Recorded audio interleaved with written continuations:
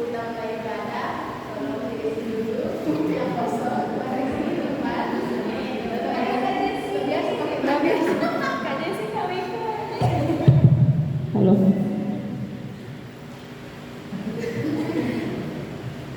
Apa ya, gimana ya?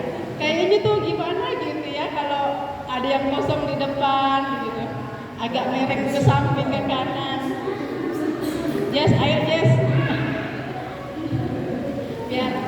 Biar agak teratur gitu. Kalau ada sekolah minggu biasa kayak gitu memang kalau ada sekolah minggu. Mereng ke samping ke kanan.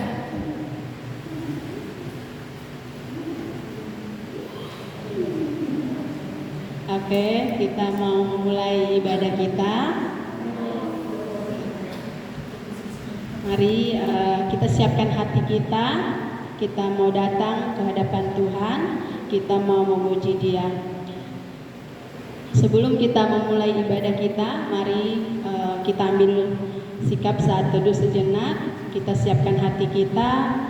Kita memohon penyertaan Tuhan sepanjang ibadah hari ini. Mari kita bersatu dulu.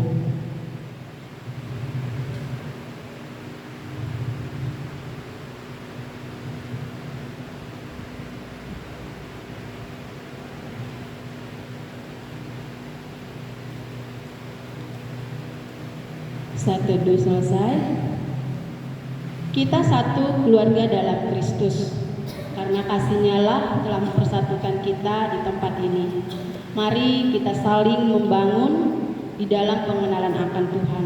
Saling membangun dan mengisi dalam kebenaran firman Tuhan. Serta menjadi terang Tuhan dan nama Tuhan dipermuliakan.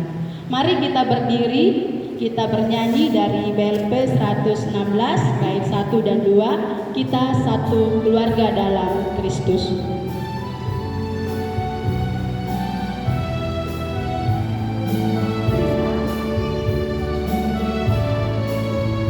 Kita satu keluarga dalam Kristus, karena kasih-Nya yang telah mempersatukan. Marilah kita saling membangun terus di dalam pengenalan akan Tuhan. Satu keluarga dalam Kristus, alangkah indah duduk bergandeng tangan. Marilah kita memperlengkapi terus hingga siap menjadi alat Tuhan.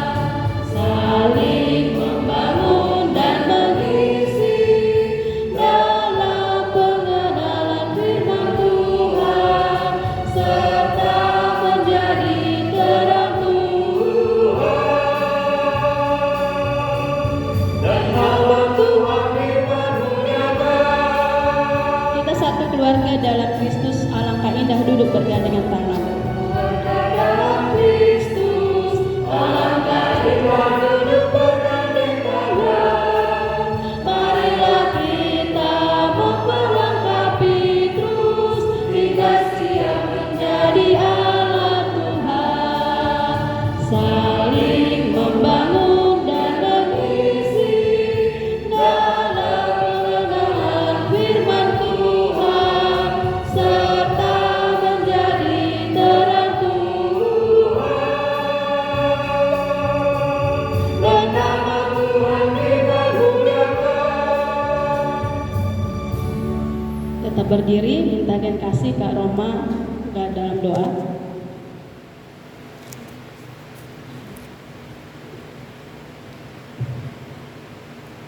Kita bersatu dulu.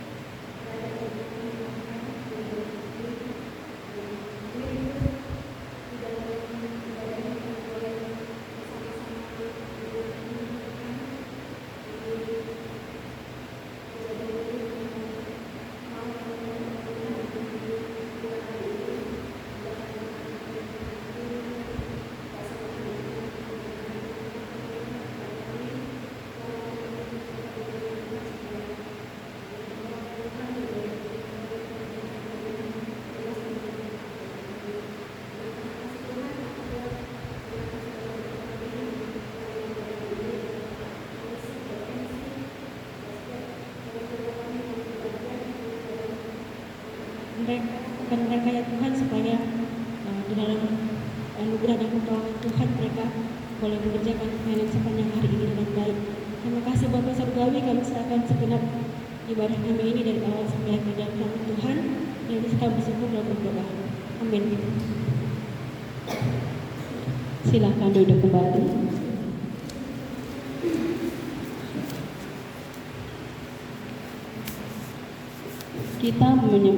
Kita akan menyembah Allah, karena Allah, kita ada Allah yang maha kuasa, Allah yang besar, sehingga Allah layak untuk ditinggikan dan diagungkan. Mari kita siapkan hati kita sujud, diam dengan hormat, menghadap Tuhan, karena Allah kita Allah yang layak untuk disembah. Mari kita bernyanyi menyembah Allah dari BLP nomor 1 bait 1 sampai 3. Tuhan Allah hadir.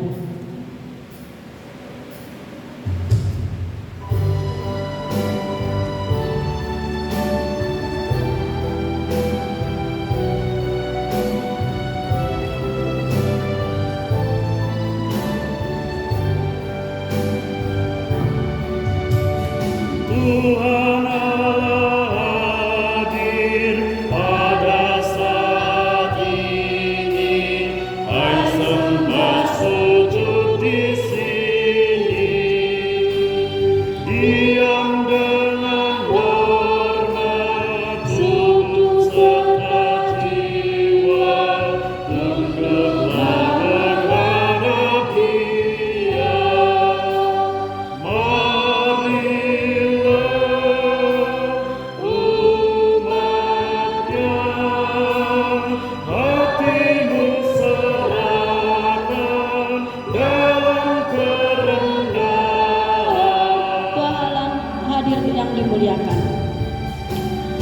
Tuhan Allah hadir yang dimuliakan dalam surga siang malam.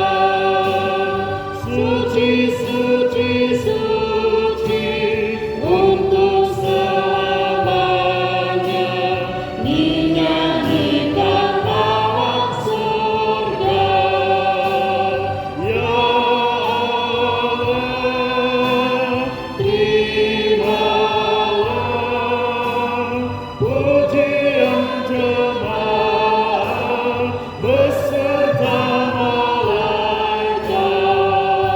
Hanya musik saja.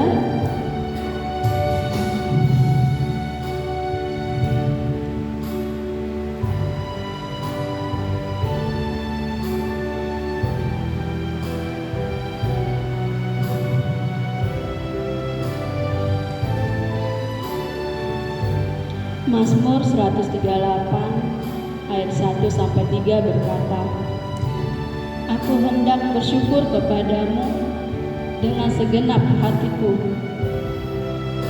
Di hadapan para Allah, aku akan bermazmur bagimu.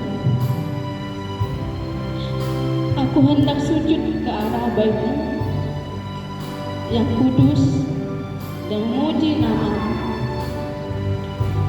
Dan oleh karena kasih-Mu dan oleh karena kesetiaan-Mu, sebab Engkau buat nama-Mu dan janji-Mu melebihi segala sesuatu. Pada hari aku berseru, Engkau menjawab aku. Engkau menambahkan kekuatan dalam jiwaku.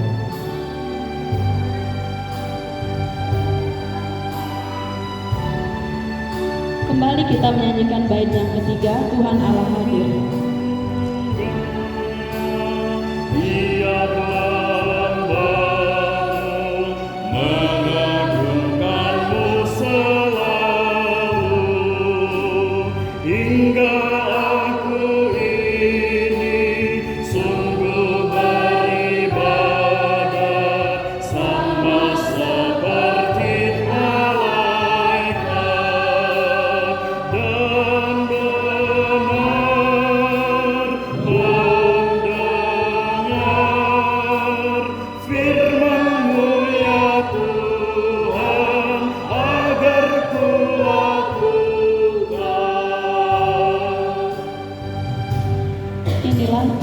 permohonan kami di hadapan-Mu Tuhan, kiranya berkenan di hadapan-Mu.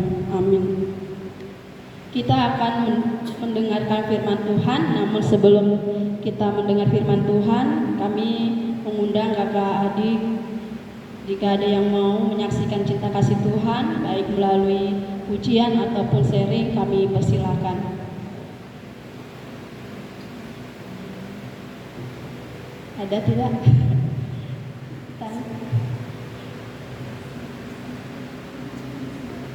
Ada yang mau bersaksi? Tidak ada ya? Ada. Oke, Kak Elis. Shalom. Shalom. Kesaksiannya nggak kebetulan, tapi semua dalam rencana Tuhan. Jadi pada waktu hari Sabtu tanggal berapa sudah? Setelah kebangkitan ya. Nah, kemudian saya udah ada lama janji dengan seorang penguji. Dia bilang, kakak mau ketemuan, ada yang mau di-sharingkan. Terus saya bilang ini, oh iya boleh cek. Saya bilang, suku Chinese, saya bilang, oh, oke boleh cek. Kita ketemuannya di kafe aja gitu. Maksud saya dengan perkiraan kalau dengan yang di kepala saya, bayangannya saya kalau di kafe itu kan satu, saya sekarang antar anak di IBC, saya bisa sekalian ke kafe di Narkotika, nyaman gitu ya. Terus bisa ngobrol dengan tenang, dengan enak gitu ya. Kemudian kami ada janjian bahwa kami akan di Narkotika, inilah jam 9 pagi. Kemudian singkat cerita, di hari Sabtu yang kami sudah janjikan, tiba-tiba sepuh anak saya muntah-muntah, jam 2, jam 3 dia muntah, yang paling besar Kezia, muntah. Terus saya pikir gini, aduh si Kezia ini sakit pula, muntah. Sementara jam 9 nanti ada janjian mau ada yang sharing pagi ini, gimana ini? Langsung kemanusiaan saya kambuh gitu ya. Kalau anak sekarang kan anxiety gitu ya. Jadi, aduh gimana ini? Karena saya orangnya tipenya sistematis, karena terschedule, terini gitu. Aduh gimana ini ya? Kemudian saya bilang sama anak saya, ya udah tenang, kamu minum obat. Kalau kemudian kamu istirahat dulu, nanti kalau udah enakan baru kita makan dikit-dikit, saya bilang sama anak saya. Lalu saya berdoa sama Tuhan. Jalan-jalan jam 7 pagi, gimana ini ya Tuhan? Janjian di jam 9 mau ketemuan ini. Terus saya bilang sama anak saya nomor 2, Sen, kamu naik Gojek deh ke IBC, ke sekolah. Karena mama harus lihat kakak. Kebetulan anak asuh saya yang tinggal di rumah juga pergi kuliah pagi, semua pergi jam 7. Akhirnya Samuel bilang, oke mama naik Gojek aja pergi. Setelah setengah makan gimana ini Tuhan. Akhirnya saya ambil waktu, saya duduk di kamar, saya bilang sama Tuhan, tolong saya, gimana ini saya buat. Udah janji jam 9, sementara anak saya lagi sakit, muntah-muntah terus, gak enak badan. Gak mungkin saya tinggalkan dia di rumah dalam kondisi tidak ada temannya gitu. Pelayanan juga, tapi anak juga harus dirawat kan ya gitu kan. Nah, terakhir saya berdoa sama Tuhan, Tuhan berikan kepekaan, hikmat yang harus saya ambil kebetulan pada saat itu. Kemudian setelah doa saya ambil handphone, saya bilang, Cek, gimana kalau pagi ini kita ketemunya di rumah saya aja, saya bilang. Saya nggak bilang karena saya sakit, nanti kalau anak saya sakit namanya manusia kan, udahlah, tante nggak usah terjadi, nah, kan kayak gitu. Jadi saya bilang di rumah aja ya, saya nggak bilang Kezia aja sakit. Terus dia bilang, selesaikan dulu urusanmu, nanti kita ketemuan di rumah, saya bilang. Terus buru-buru saya bilang saya, kemudian jam 10 kurang gitu dia udah di depan pagar. Kemudian kami masuk, kita saya layani, puji Tuhan, dia akhirnya terima Yesus. Tapi yang paling saya takutkan ketika dia berdoa, saya bilang ketika saya layani terima Yesus, ketika dia mengakui semua dosanya, badannya agak goncang Tuhan. Terus akhirnya karena dia tempat-tempat doa, saya takut karena saya seorang diri di rumah, kan nggak ada orang yang bisa menguatkan saya. Saya buka mata, saya lihat dia udah kayak mungkin bergumul dengan dia mengakukan dosanya satu-satu, dengan dia harus melawan juga hal yang ada dalam mungkin dirinya yang ingin mendorong dia. Mungkin jangan berteman dengan Tuhan Yesus, mungkin seperti itu ya. Mungkin kedagingan juga mendorong dia untuk tidak mengaku dosa dan tertolakkan batinnya pada saat itu. Terus saya buka mata, akhirnya kami berdoa, akhirnya selesai, puji Tuhan dia terima Tuhan Yesus.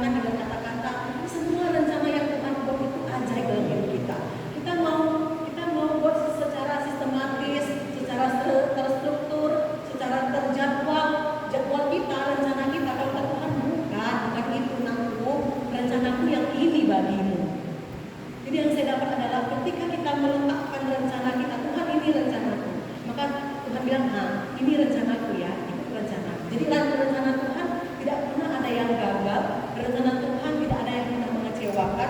Sekalipun pada saat saya tahu anak saya sakit, muntah-muntah, saya secara manusia, aduh, gimana ini? Seperti itu. Tapi ketika kita meletakkan Tuhan udah nggak tahu lagi nih, kasih hikmat Tuhan, kasih kepekaan kira-kira apa yang mau akan putuskan untuk pelayanan ini. Ketika kita mau datang kepada Tuhan, meletakkan semua apa yang menjadi rencana kita, apa yang menjadi pergumulan kita kepada Tuhan, maka ikut saja apa yang jalan Tuhan. Maka Tuhan aturkan semua yang terbaik, yang bukan sesuai kita, tetapi yang Tuhan rencanakan dalam hidup kita, Tuhan aturkan yang terbaik. Asal kita mau tunduk, mau terus melekat kepada Tuhan. Itu aja kesaksian dari saya bersyukur sekali kiranya untuk semua teman-teman dan alumni. Saya tahu beberapa pertemuan alumni, khususnya ada yang masih mahasiswa yang belum selesai kuliahnya, tetap semangat, letakkan semua dalam tangan Tuhan dan percaya bahwa rencana Tuhan tidak akan pernah gagal selama kita mau mendekat dan tunduk dalam hadirat Tuhan. Itu saja. Tuhan Yesus memberkati.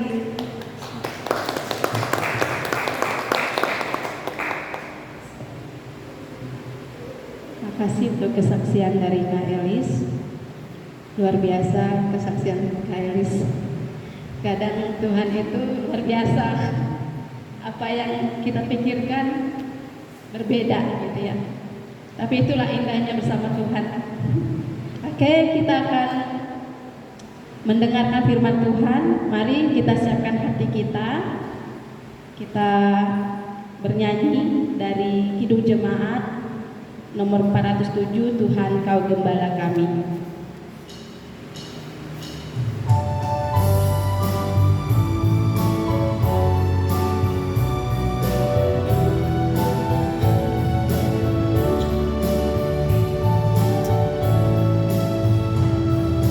Tuhan Kau Gembala kami, tuntun kami membangun. Berilah kami menikmati hikmat pengorbanan-Mu. Tuhan Yesus Juru Selamat, kami ini milik-Mu. Tuhan Yesus Juru Selamat, kami ini milik-Mu. Bait keempat. Kehendak-Mu kami cari, ingin turut maksud-Mu. Tuhan isi hati kami dengan kasih-Mu penuh. Tuhan Yesus Juru Selamat, tak terhingga kasih-Mu. Tuhan Yesus Juru Selamat, tak terhingga kasih-Mu.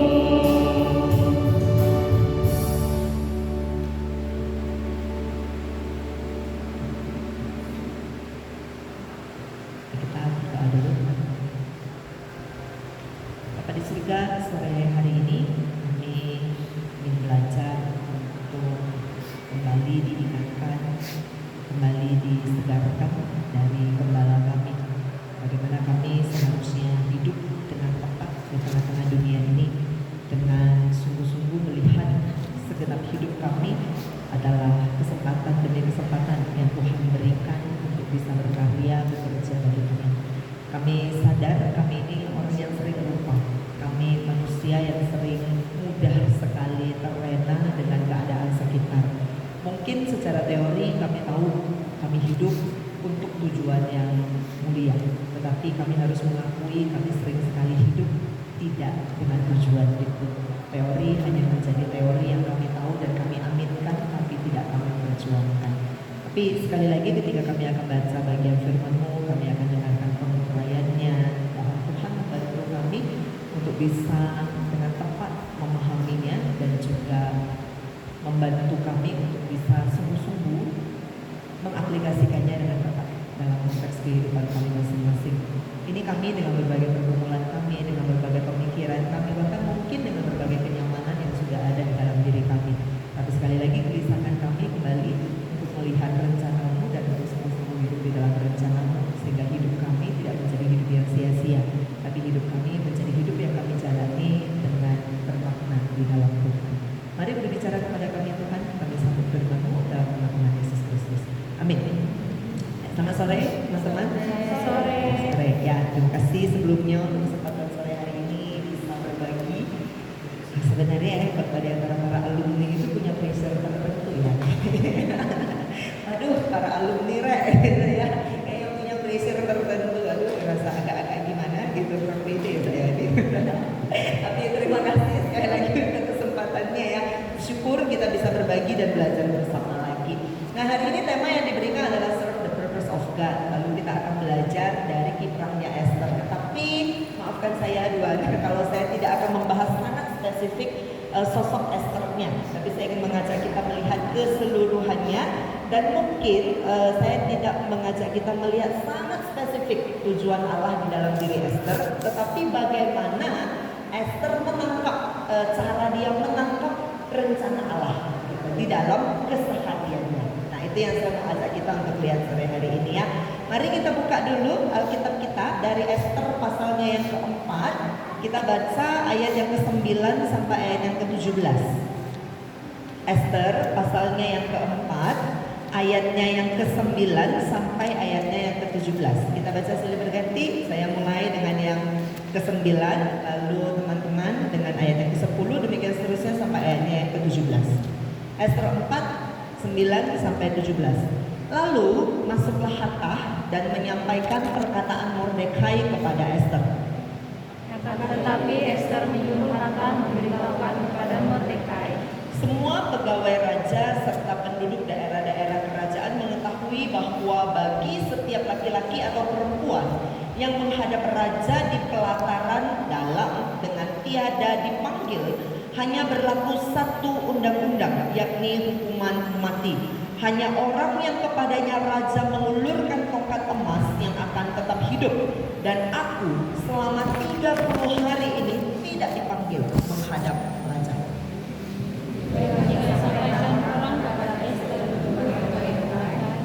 Maka Mordekai menyuruh menyampaikan jawab ini kepada Esther. Jangan kira karena engkau di dalam istana, hanya engkau yang akan terluput dari antara semua orang Yahudi. Sebab sekalipun engkau pada saat ini berdiam diri saja, orang ini akan timbul juga pertolongan dan perkosaan dari pihak lain. Dan engkau dengan kawan-kawanmu akan menangis. Siapa tahu mungkin justru untuk saat yang seperti ini Maka Esther menyuruh menyampaikan jawab ini kepada Mordekai. Bila hukumlah semua orang Yahudi yang mendapat kesusahan dan berdosa aku, janganlah makan dan janganlah minum 3 hari lamanya, baik waktu malam, baik waktu siang. Aku serta dayang-dayangku pun akan berpuasa demikian, dan kemudian aku akan masuk menghadap raja. Sungguh pun berlawanan dengan undang-undang. Kalau terpaksa aku mati, biarlah aku mati. Maka pergilah Mordekai dan diperbuatnyalah tepat seperti yang dipesankan Esther kepadanya. Nah, rekan-rekan, kalau di dalam Alkitab nih ya, kita nih manusia sering digambarkan seperti salah satu hewan. Apa ya? Tikus, kucing, enggak? Anjing apa lagi? Apa bang? Harimau. Apa? Semut. Kita digambarkan seperti semut. Kita mesti belajar dari semut. Tapi bukan gambaran semut. Semut itu terlalu rajin, kita terlalu malas. Domba, betul ya, domba. Kenapa ya kita ini sering digambarkan dengan domba? Ini pasti sesuatu yang sudah umum ya, Bapak Ibu pasti tahu lah. Kenapa kita sering digambarkan seperti domba? Karena lucu, imut-imut. Harus diarahkan. Sering susah diarahin ya. Oh iya. Oke, terima kasih pengakuannya. Tobat ya. Harus diarahkan. Apa lagi? Mudah sesat, benar.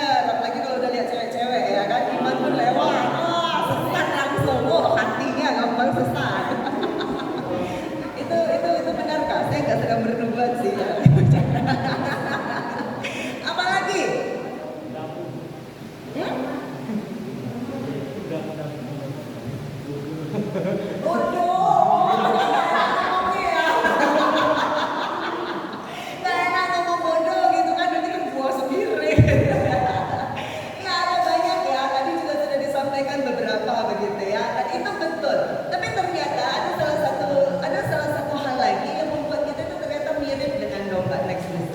Nah ternyata Bapak Ibu, katanya nih, katanya nih yang paling mirip ini katanya ini ya, menurut Alkitab ya, kita ini sangat mirip seperti domba, dan Yesus pun digambarkan seperti gembala, kita adalah domba-dombanya gitu ya.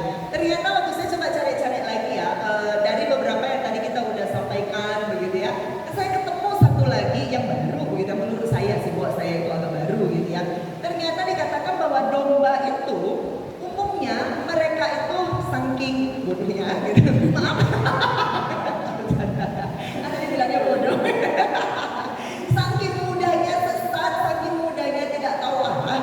Ternyata katanya domba itu kalau mereka itu makan, biasanya kan dibawa ke padang rumput gitu ya, ke padang rumput, dan mereka itu cuma bisa itu berpikir itu kayak gini, ya makan rumput di sini, udah mulai botak, ya udah aku maju, terus aku makan, udah botak, ya udah aku maju, kayak gitu-gitu doang. Jadi hidupnya itu ya benar-benar dari satu klam katanya, kayak dari satu rumput ke rumput lain, itu doang, nggak ada yang lain. Nah kalau misalnya mereka datang ke padang rumput ini, lalu ternyata semuanya udah botak, gimana dong? Mereka bisa mikir nggak? Ya udah gua ke rumput tetangga gitu, nggak bisa. Dulu itu, karena jahat banget ya berdua. Ternyata dia separah itu gitu ya, domba itu ternyata nggak bisa. Jadi kalau misalnya dia dibawa ke satu padang rumput, lalu kemudian di sini udah botak, dia cari-cari di sini nggak ada, dia cari lagi ke sini nggak ada, cari lagi ke sini nggak ada, ya udah dia akan pulang dengan kelaparan. Dia nggak bisa mikir, oh yaudah gua pesan GoFood aja, gua cari Gojek aja gitu ya, cari jalan lain begitu, nggak bisa. Jadi memang sepolos itu. Makanya Yesus menggambarkan kalau sampai domba itu nggak punya gembala yang baik, pasti domba itu habis. Jadi benar-benar bergantung kepada domba. Nah, kadang-kadang saya pikir sepertinya Yesus juga menggambarkan ya, gambaran hidup sebagai domba ini juga menggambarkan hidup manusia dalam arti apa? Next. Manusia itu kadang-kadang terlalu terfokus dengan ya udah yang ada di depan mata aja. Jalan hidup kita itu kayak gitu, ya udah gitu. Atau mungkin ya istilahnya adalah siklus hidup gitu ya. Kalau dilihat dari semua siklus ini kita harus ada visi, ya masa di sana ada divorce gitu, masa kita mau selanjutkan ya. Tapi maksudnya kayaknya tuh gambaran kita itu ya kayak gitu. Kita itu lahir, habis lahir apa? Sekolah, habis sekolah ya udah jadi anak remaja, ngegeng. Habis itu apa? Kuliah, selesai kuliah kerja lah gitu kan ya. Kalau nggak kerja kan pasti disuruh kerja mama bapak kan, habis ngabisin duit, habis ngabisin beras ya nggak bisa kerja gitu kan. Habis sudah kerja punya penghasilan apa? Pacaran lah ya kan, nggak bisa nikah, belum ada yang mau pacaran loh. Pacaran dulu dong. Sudah pacaran ya menikah lah, mau apa lagi gitu ya. Kalau orang tanya kenapa pacaran, iyalah udah umurnya, mau apa lagi, kan sederhananya orang jawab kayak gitu ya. Kenapa mau punya anak? Nah, habis menikah tak punya anak, mau apa gitu kan? Santainya kan begitu ya jawabannya. Habis nanti udah menikah, bla bla bla bla, terus habis itu udah mulai tua gitu ya. Gimana? Kok mau ngapain? Apa ya? Pengennya sih santai-santai, kalau bisa punya duit sih keliling dunia, cie. Nah, bukan mimpi boleh gitu ya. Kalau bisa ya udah pensiun, jalan-jalan keliling dunia, ngomong cucu gitu ya. Ya namanya juga udah tua, gitu loh orang tua. Gitu ya. Habis itu nanti mau ngapain? Mau mati lah. Hidup kita itu kayaknya cuma kayak gitu ya. Dari satu siklus ke siklus yang lain. Jadi mirip banget sama domba itu, dari satu rumput ke rumput lain. Punya tujuan lebih gede nggak sih? Nggak ada. Tujuan lebih jauh nggak ada, ya tetap aja rumput itu. Nah kadang-kadang manusia juga seperti itu. Nah cuman sayangnya gitu ya, apakah kalau kita pikir-pikir, kita renungkan begitu ya, ketika Tuhan menciptakan kita begitu istimewa, segambar, serupa dengan Allah, hanya untuk hidup sesuai siklus itu. Terlebih lagi Yesus menebus kita yang dengan bahasa Alkitab itu ya, bahasanya Paulus, dengan darah yang sangat mahal, mahal, benar-benar mahal begitu. Dan semua hutang dosa kita itu dari yang dulu, sekarang, bahkan dosa yang nanti akan kita lakukan, itu dibayar lunas hanya supaya kita hidup menurut siklus.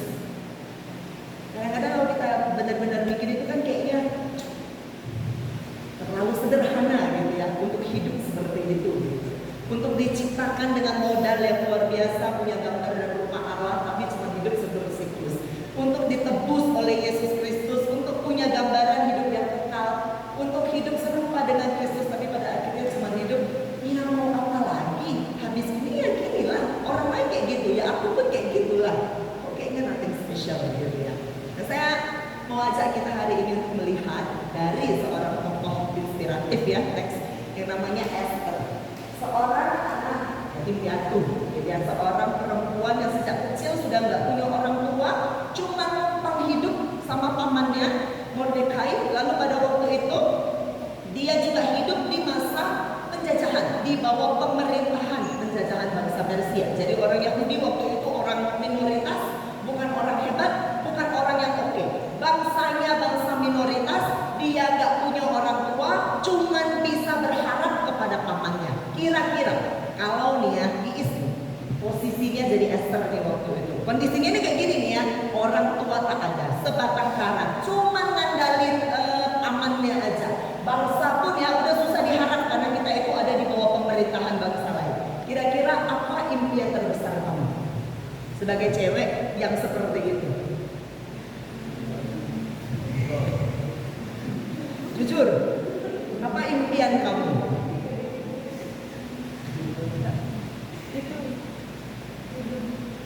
Aman, damai. Hidup aman, damai, bisa makan cukuplah. Besok bangun bisa makan cukuplah, gitu? Ya, seperti itu kira-kira. Oke, seperti itu kira-kira. Siap. Kira-kira apa gambarannya?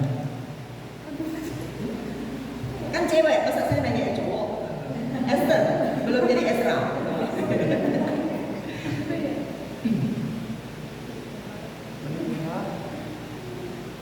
Abang ya? Sama sih. Sama, ya pokoknya hidup baik-baik aja. Udah, pokoknya besok masih bisa lihat matahari terbit, syukurlah, udah puasa. Ya, cukup. Setuju gak ya? Setuju gak? Enggak? Oh, ada yang lain nih ya, betul, apa? Mungkin ada sesuatu yang dilakukan, tapi Apa itu, cuci piring? Apalagi, tinggal di rumah paman ya kan? Tinggal di rumah anak muda, apalagi kalau bukan cuci piring. Iya betul ya, betul. Sedih kali. Cuci piring, cuci baju, itu sesuatu yang dilakukan. Berani bermimpi. mungkin enggak ya. Mungkin enggak ya. Setuju sih. Saya pun mungkin ya, saya pikir ya, kalau saya di posisinya Esther ya, keluarga kayak begini, paman kayak begini, kayaknya pamannya juga jomblo kan kayaknya gitu ya, nggak ada gambaran kan ya di dalam Alkitab bilang ada tantenya apa segala macam, jadi kayaknya udah lah ya, tinggal nunggu tua kayak pamanku, jangan Jonas ya kan, jomblo kan sampai tua begitu ya. Mungkin tidak berani bermimpi. Kalau misalnya berani bermimpi pun, mungkin mimpi saya, mungkin kalau saya waktu itu posisinya Esther ya, mungkin mimpi saya adalah hanya sampai menunggu seorang Babang Tampan datang. Babang Tampan datang melamar saya, lalu saya keluar dari rumah paman saya. Setidaknya saya nggak merasa berhutang budi sampai seumur hidup di rumah paman saya. Saya bisa keluar, lalu saya bisa memulai keluarga sendiri, cukuplah. Betul? Betul ya? Betul, cewek-cewek setuju kali. Betul ya, karena pasti gambaran kita seperti itu. Nah, tapi justru yang menarik, di dalam kehidupan seorang wanita, seorang perempuan remaja waktu itu yang kayaknya masa depan itu hampir nggak ada, Babang Tampan datang pun belum tentu datang, nggak tahu kapan ketemunya, apalagi kalau tinggal di rumah paman, mau pergi pacaran itu susah, ya, itu susah, interogasinya panjang, belum lagi pamannya jomblo, masa kau duluan, aku aja belum, wah pokoknya mau pacaran itu berat rasanya gitu ya, kayaknya nggak enak banget gitu. Tapi justru di tengah-tengah kehidupan wanita yang sederhana seperti ini, yang nggak berani bermimpi sama sekali, next, justru Allah terkadang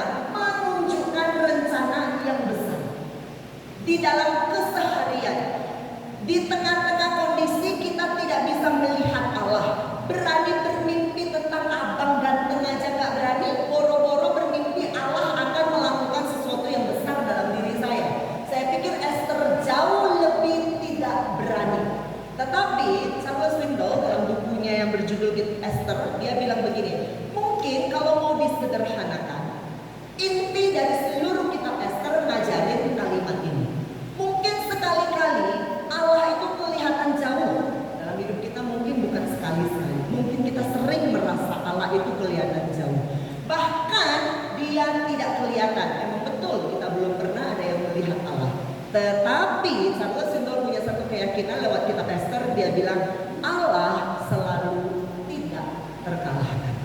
Nah ini yang menarik, kenapa? Karena Allah yang tidak kelihatan ini justru adalah Allah yang melakukan terlalu banyak hal, dan kadang tidak selalu harus melalui peristiwa besar. Tetapi Allah bisa menunjukkan rencananya yang besar melalui peristiwa yang kelihatannya sederhana. Nah justru yang saya ingin ajak kita lihat dari Ester ini adalah cerita sederhana ini untuk melihat rencana Allah yang besar. Saya ajak kita untuk lihat lagi ya rangkuman dari seluruh kitab Ester. Siapkan kopi, mau pesan 1 watt lokalnya nggak apa-apa. Siapkan kopi, bayangin gitu ya, satu kitab mau dijajarin semua gitu ya. Mari kita lihat sederhananya lagi plot ceritanya Ester gitu ya. Nanti saya akan lihat kita bagaimana Allah membalik segala sesuatunya gitu ya.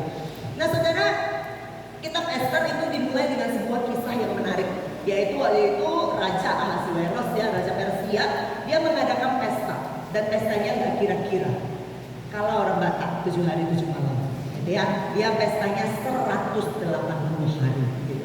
Dan di dalam pesta yang 180 hari itu, dia hanya punya satu tujuan, yaitu dia mau menunjukkan kepada semua orang betapa agung, betapa besarnya, betapa megahnya dia. Ya, dia mau menunjukkan semuanya itu, bahwa dia adalah raja yang agung, dia adalah raja yang mulia, dia menguasai segala sesuatu. Dia izinkan rakyatnya untuk semuanya datang pesta 7 hari 7 malam, kalian boleh makan, boleh minum sampai sepuasnya, sampai tua, sampai mati itu nggak apa-apa lah ya, sampai puas lah makan dan minum di sana. Tapi di tengah-tengah dia ingin menunjukkan dan memamerkan kekayaannya, dia juga ingin memamerkan satu hal yang cukup dia banggakan, yaitu istrinya, ya, ratunya. Dia panggil Ratu Wasti pada waktu itu untuk menunjukkan kecantikannya. Nah, sepertinya Ratu Wasti itu punya prinsip begitu ya. Dia menolak karena dia nggak mau dijadikan barang tontonan.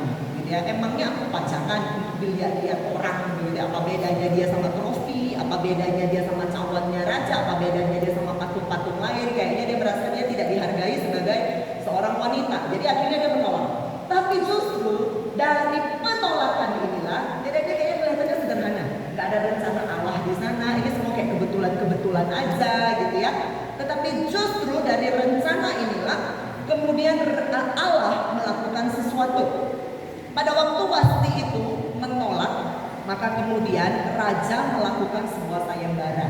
Dan sayembara ini sebenarnya menurut penafsir adalah sayembara yang konyol.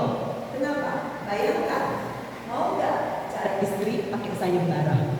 Silakan semua gadis-gadis gitu ya, gadis-gadis silakan berkumpul, nanti kamu pilih. Lah kan terlalu rizki, betul nggak? Apalagi untuk jadi seorang ratu, itu terlalu rizki. Makanya banyak penafsir yang bilang sebenarnya ini karena rajanya udah mabok. Bukan minum 3 hari 7 hari, 180 hari dia minum terus, mabok. Pikiran dia pun udah gak kritis gitu ya. Bikin sayembara, saking marahnya sama ratu, udah buang aja, gak mau mikir dulu Wasti itu seperti apa, gak mau mikir lagi. Aku jadi ingat kayak cowok-cowok yang kadang suka selingkuh ya. Begitu ada yang baru, gak mau mikir istrinya dulu kayak gimana. Ketemu cowok kayak gitu, celupkan di kapuas cara ya. Tapi bawahnya harus ada buaya. Cuping. Kok kayaknya ada emosi tertentu. Nah jadi sepertinya raja ini sangat mabok. Jadi akhirnya dia memutuskan untuk membuang Ratu Wasti dengan alasan yang konyol, lalu melakukan sayembara mencari pengganti ratu juga dengan alasan yang konyol. Tapi sekali lagi, di dalam kekonyolan, di dalam kelucuannya raja, di dalam ketidakkritisan bahkan kemabokannya, kebetulan yang dianggap oleh manusia, seorang anak yatim piatu diangkat menjadi ratu. Lucu ya, Ester masuk jadi salah satu finalis gitu kan. Terus habis itu dia terpilih menjadi ratu menggantikan Wasti. Nah, kisah ini dilanjutkan dengan kisah kebetulan berikutnya. Next please. Waktu itu pamannya Mordekai sedang duduk-duduk. Kalau dulu ada kopi tiam, kayaknya duduknya di kopi tiam. Nah, tapi karena waktu itu belum ada, jadi mereka duduknya di gerbang-gerbang istana gitu ya, di gerbang istana raja. Emang udah biasa sih bapak-bapak tuh kan duduk di sana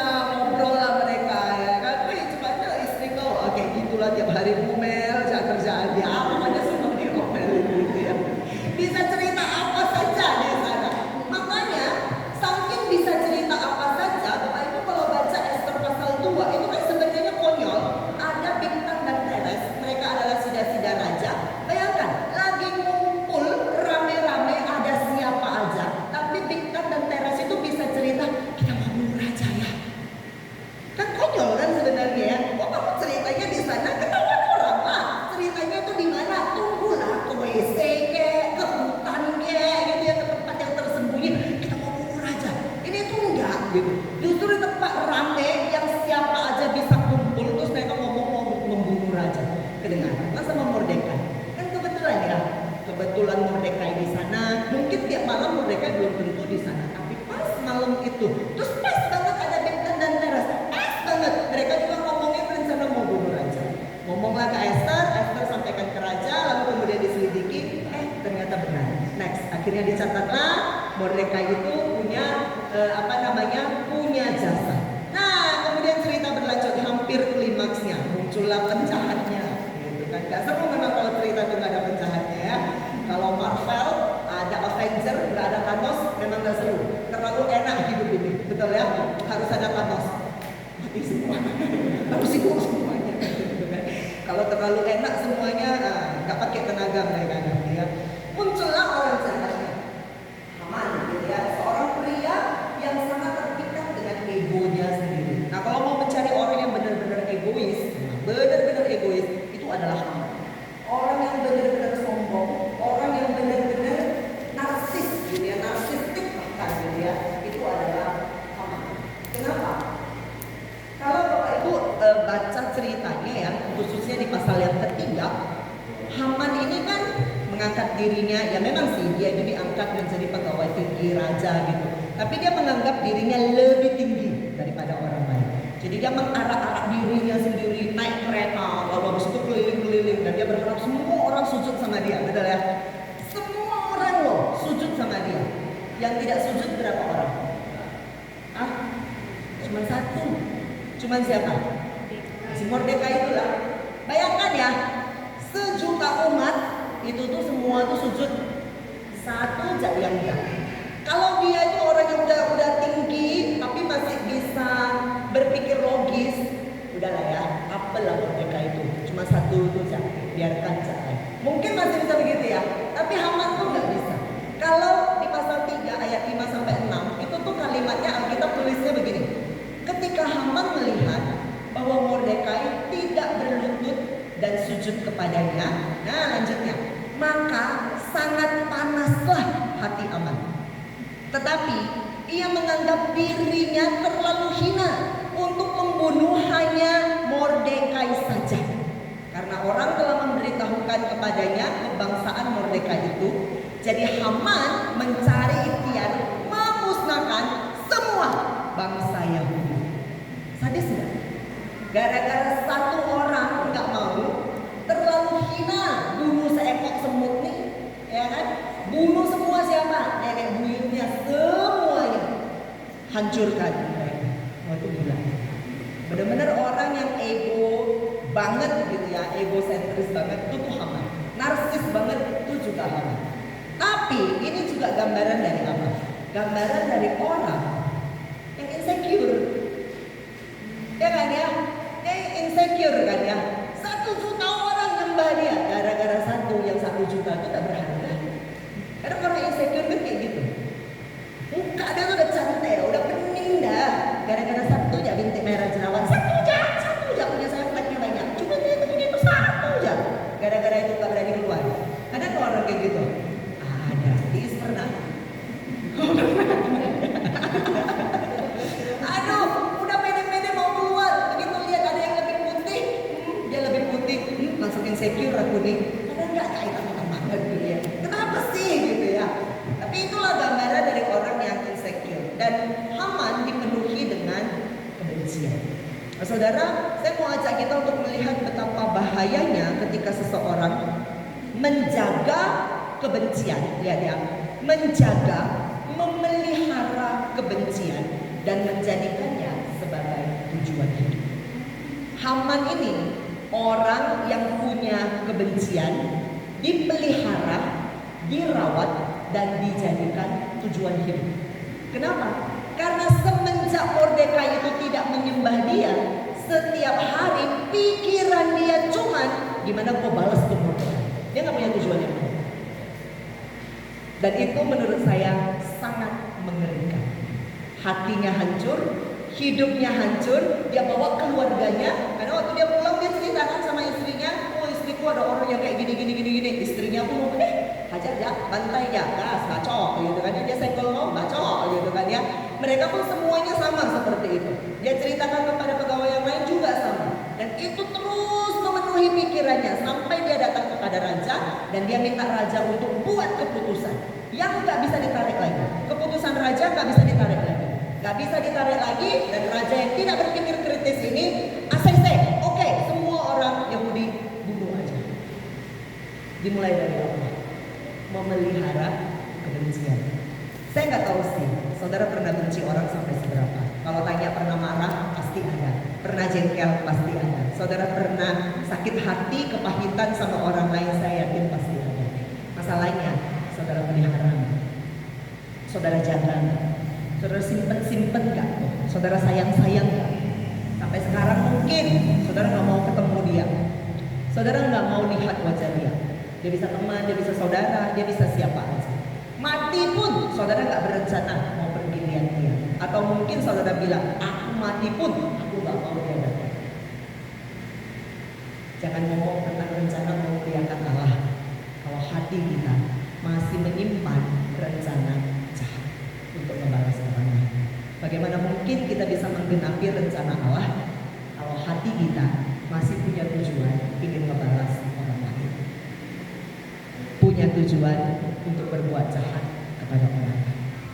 Saya berharap kita tidak menjadi seperti Haman. Jangan jadikan niat jahat itu sebagai tujuan. Termasuk walaupun itu mantan yang nyakitin kita, oke, buang ke tong sampah aja. Buanglah mantan pada tempatnya. Oke, nggak usah disimpan-simpan, nggak usah disimpan. Ya. Mantan tuh nggak usah dibawa-bawa. Buanglah mantan pada tempatnya. Jangan simpen sakit hati sampai akhirnya itu menggerogoti hidup kita dan menjadi tujuan kita ingin melakukan yang jahat. Nah, tapi di sini menariknya saudara, kalau kita melihat dari keseluruhan kisah Esther, justru yang bagi saya menarik adalah next list. Di bagian-bagian akhir pasal 4, 5, dan 7 sampai pasal yang ke-7 khususnya, saya menggunakan istilah sebuah pembalikan ironis, gitu ya. Pembalikan ironis. Allah seperti mengulang ceritanya. Allah mengulang cerita yang saya sampaikan tadi dari rangkuman tentang kitab Esther tadi, tapi sekarang Allah ubah dia menjadi sesuatu yang baik. Setelah dari pasal 4 ke atas begitu ya, ada pesta. Tapi pestanya pertamanya kan pesta untuk raja. Sekarang pestanya untuk Mordekai karena dia ditemukan, oh ya dia adalah orang yang pernah menyelamatkan raja, bla bla bla bla bla bla begitu ya. Lalu bikinlah pesta untuk Mordekai. Lalu kemudian terjadi pembalikan yang lain lagi. Pembalikannya itu dilakukan di mana?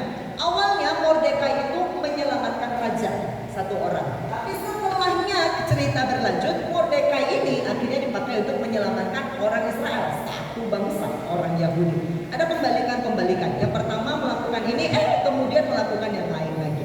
Lalu kemudian di tengah-tengah ada kisah pertemuan antara Haman dengan Mordekai. Haman ini marah karena Mordekai tidak sujud menyembah dia, betul ya? Lalu dia berencana mau membunuh Haman. Hari waktu dia datang, dia mau bunuh Mordekai. Hari waktu dia datang kepada raja, dia mau sampaikan, raja dia ini berniat untuk membunuh Mordekai karena dia udah pasang itu tiang sulak loh. Lalu kemudian justru di hari itu, malam sebelumnya, raja nggak bisa tidur. Buka berkas lagi lah, buka dokumen lagi. Ada Mordekai yang pernah selamatkan aku, kok dia nggak pernah dapat penghargaan apa-apa. Oke, besok kita akan hargai Mordekai. Hari besoknya Haman datang, dia pengen gantung itu Mordekai. Justru raja bilang apa? Bawa Mordekai keliling pakai kereta supaya semua orang sujud dan menyembah dia. Sakit nggak tuh? Oh, itu Haman nggak tahu lagi sakitnya apa, kayak hatinya beneran. Dia datang mau sulat orang, mau gantung itu orang, malah sekarang dia yang jadi orang yang bawa sembah dia, sujud dia. Itu nggak di sini, itu pengen muntah tuh rasanya. Ngomongnya itu sakitnya kayak apa orang nanti seperti dia, gitu ya. Lalu kemudian sulak tiang-tiang sulak yang seharusnya dipakai untuk menggantung Mordekai, akhirnya menggantung Haman. Betul ya? Itu kan semua kayak terjadi sebuah pembalikan, betul nggak? Dan itu lucu banget, dari awal ceritanya ditutup lagi dengan kisah cerita yang sama tapi dengan tujuan yang berbeda. Wah, itu benar-benar kitab Esther itu menarik sekali untuk dipelajari gitu ya. Nah, di puncak ceritanya muncul si Esther. Next please. Nah, pada waktu orang-orang itu sudah tidak waktu itu Haman itu belum sampai ke ujung ceritanya ya, belum sampai disulakan dia, belum digantung. Esther itu mengambil sebuah peran bahwa dia sebagai seorang ratu sekarang punya kesempatan untuk menyelamatkan orang Yahudi. Nah, yang menarik adalah terlepas dari semua pergumulan Esther untuk menghadap raja, dia tahu dia bisa mati dibunuh oleh raja, tapi yang menarik adalah dia merelakan dirinya untuk mati. Dia merelakan dirinya untuk mati. Kalau sampai raja nggak kasih itu tongkat, nggak ulurkan itu tongkat, lalu aku harus mati, ya udah nggak apa-apa. Nah, yang menarik di bagian ini apa? Esther ini nggak pernah punya mimpi dia akan menjadi ratu, nggak pernah. Dia nggak pernah Tuhan kasih tahu seperti Maria, ada malaikat yang datang nanti akan seorang bayi kudus lahir dari kamu. Nggak pernah. Dia itu benar-benar ngejalanin kesehariannya aja. Dia nggak pernah punya mimpi dia akan bisa menjadi penyelamat, nggak pernah sama sekali. Yang dikerjakan oleh Esther hanya apa yang ada di depan mata dia kerjakan, gitu ya. Tapi bedanya dengan domba tadi, kalau domba itu benar-benar dia cuma makan. Tapi kalau Esther belajar untuk melihat yang di depan mata yang Tuhan mau kerjakan itu apa.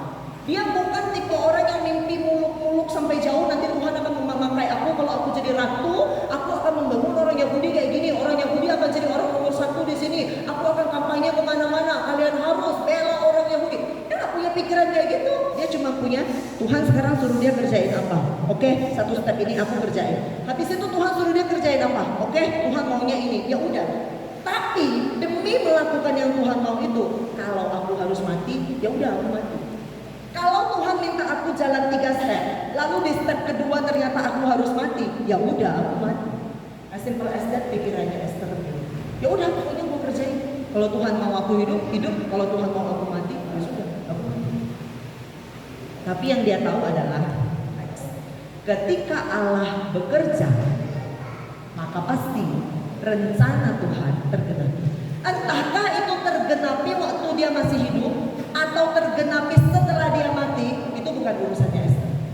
Bagian Esther adalah sekarang Tuhan dia mau dia kerja apa, itu aja yang dia kerja. Nanti dia melihat rencana Tuhan digenapi atau enggak, itu urusannya Tuhan. Nah, ini sebenarnya mirip dengan Abraham. Abraham juga dijanjikan, kamu akan punya keturunan sampai seperti bintang di langit. Dia lihat kan? Enggak, dia cuma taunya anaknya satu ya kan? Anaknya dia Ishak ya, betul? Ya, dia punya Ismail, tapi habis itu Ismail kan diusir sama Hagar pergi. Udah, dia cuma lihat itu aja. Sampai dia itu punya cucu, lihat nggak? Kayaknya udah enggak deh, gitu ya. Waktu Ishak itu akhirnya punya istri, itu juga kan mandul lama. Dia punya punya cucu kembar. Abraham masih ada, kayaknya udah nggak ada. Jadi dia nggak ngelihat rencana Tuhan itu tergenapi sampai dia melihat wah seluruh bintang-bintang di langit tak terhitung itu seperti keturunan yang baik. Tapi Abraham percaya dengan apa yang Tuhan katakan dan dia lakukan.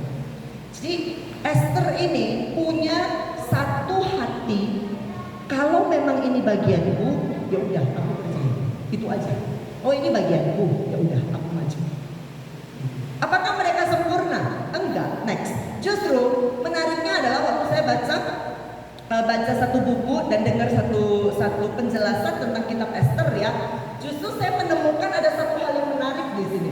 Esther dan Mordekai, dua tokoh utama, dua penyelamat utama dari kehancuran dan kebinasaan orang Yahudi ini, bukan tokoh sempurna. Kita pasti setuju, semua orang berdosa ya. Esther sebagus-bagusnya dia juga pasti bukan orang sempurna. Mordekai juga kayak gitu. Tapi yang menarik adalah ada satu tafsiran yang bilang kayak begini. Esther dan Mordekai sebenarnya tidak dimaksudkan ditulis untuk menjadi contoh moral. Kenapa? Karena di dalam kitab Esther itu justru banyak ambiguitas moral. Kenapa? Karena di dalam kitab Esther sepertinya mereka sedikit berkompromi dengan keadaan. Misalnya mereka bikin pesta, mereka undang raja, pesta, mabok, dan itu semua dirancang oleh Esther dan Mordekai. Jadi itu sepertinya kalau orang Yahudi yang cinta Tuhan, yang Tauratnya kuat, kayaknya nggak akan melakukan itu deh. Lalu Esther itu diizinkan ikut sayembara. Padahal resikonya tahu, kalau Esther terpilih maka berarti Esther akan menikah dengan raja yang orang yang non Yahudi. Betul ya? Itu kan berarti kan melanggar Taurat yang nggak boleh menikah dengan orang non Yahudi. Betul? Makanya ada banyak penafsir bilang ini sepertinya ada ambiguitas moral. Ambiguitas moral maksudnya dua tokoh ini bukan tokoh yang sempurna. Mereka bukan orang sempurna, maka mereka dipakai oleh Tuhan. Kadang-kadang mereka pun bisa kompromi. Tapi bukan berarti maksudnya Tuhan suruh mereka melakukan itu. Tetapi yang Tuhan mau tunjukkan adalah begini. Pada waktu mereka bukan tokoh moral, tetapi mereka dianggap tetap sebagai tokoh yang bisa diteladani dalam kepercayaan mereka. Karena mereka adalah orang-orang yang tetap percaya bahwa mereka diciptakan, mereka ada di istana raja, itu untuk satu tujuan baik. Lihat bedanya ya. Mungkin keadaan tidak selalu mendukung mereka 100% harus lurus banget gitu. Tapi lihat juga, mereka tidak memulainya. Maksudnya bukan mereka yang memang mereka bikin pesta. Esther bikin pesta, kasih minum, kasih arak begitu ya, kasih wine begitu, bikin mabok segala macam. Tapi mereka nggak ada catatan mereka ikut mabok. Enggak ya. Mereka mungkin menggunakan cara-cara yang dulu dipakai oleh orang, tapi mereka sendiri tidak menjadi bagian langsung dari itu. Mereka bisa berkompromi untuk hal tertentu, tapi tujuan mereka selalu untuk sesuatu yang lebih baik. Nah, saya merasa mungkin gambaran Yesus ya, waktu Yesus bilang itu cerdik seperti ular tapi tetap tulus seperti merpati, salah satunya gini kali ya. Maksudnya menggunakan semua keadaan tapi untuk tujuan yang baik. Karena Esther sendiri nggak pernah jadi ratu terus dia cuma ompang-ompang kaki lalu cuma mikirin diri dia, nggak pernah. Tapi dia menggunakan hidupnya bahkan sampai berani mati demi menyelamatkan bangsanya. Gitu. Tapi karena kondisi waktu itu memang dia hidup di bawah pemerintahan Persia, ada aturan Persia yang dia tidak bisa ingkari dan dia tidak bisa tolak, dia terpaksa harus pakai cara itu. Ambiguitas moral memang, tetapi keyakinan mereka tetap di sini aku ada sekarang untuk berbuat baik, aku harus tetap hidup kayak begitu. Nah, saya merasa ini sejalan next dengan Efesus 2 ayat 10. Kita baca bareng-barengnya. 1, 2, 3. Karena kita ini diciptakan dalam Kristus Yesus untuk melakukan pekerjaan baik yang dipersiapkan Allah sebelumnya. Dia mau supaya kita hidup di dalam. Allah menciptakan kita dengan tujuan yang jelas. Allah bilang, aku menciptakan kamu untuk sebuah tujuan yang baik. Nah, kadang-kadang nih, sadar tidak sadar, kita semua dalam posisi hidup kita ya, entahkah jadi istri, jadi ibu rumah tangga, dia jadi pekerja, kantor, dunia politik, dunia kerja, dunia bisnis dan sebagainya, begitu ya. Kita terkadang terlalu memusingkan, Tuhan, Engkau mau aku itu ngapain sih? Tuhan, apa sih tujuanmu buat aku? Apa sih rencanamu buat aku? Memang mencari posisi yang tepat dalam arti sesuai dengan karunia, sesuai dengan bakat itu baik. Tetapi itu bukan yang utama. Karena kalau mau ditanya, kita tahu nggak tujuan kita di dunia ini? Tahu? Kita udah ngerti nggak tujuan Yesus menyelamatkan kita apa? Tahu? Tujuan gedenya itu ada apa? Memuliakan Tuhan. Nggak ada tujuan lain dalam hidup kita. Melakukan perbuatan baik supaya nama Tuhan dimuliakan. Kan sama seperti gambaran Matius. Kalau kamu itu garam, kalau kamu itu terang, orang lihat, maka orang akan memuliakan Bapamu yang di surga. Semua balik-baliknya ke situ. Buat baik, memuliakan Bapa. Kalau kamu hidupnya benar, maka nama Tuhan dimuliakan. Selalu kayak gitu-gitu. Itu tujuan hidup kita. Jadi Oswald Chambers, next please, dia bilang kayak begini. Kadang-kadang orang Kristen nih ya, terlalu banyak tanya, apa sih rencana Tuhan buat aku? Apa sih? Tapi terus bertanya, nggak kerja buat Tuhan. Tanya aja, apa sih Tuhan? Tapi nggak kerja apa-apa. Jadi akhirnya dia bilang, Oswald Chambers itu bilang gini, tujuan Tuhan itu bukan untuk menyempurnakan kita supaya kita itu jadi trofi yang dilihat orang. Nih loh, Sonda, luar biasa dari sisi manapun dia perfect, dari di atas rambut sampai ke ujung kaki dia perfect. This is my masterpiece. Tuhan nggak pernah berencana menjadikan kita seperti itu. Justru dia bilang apa?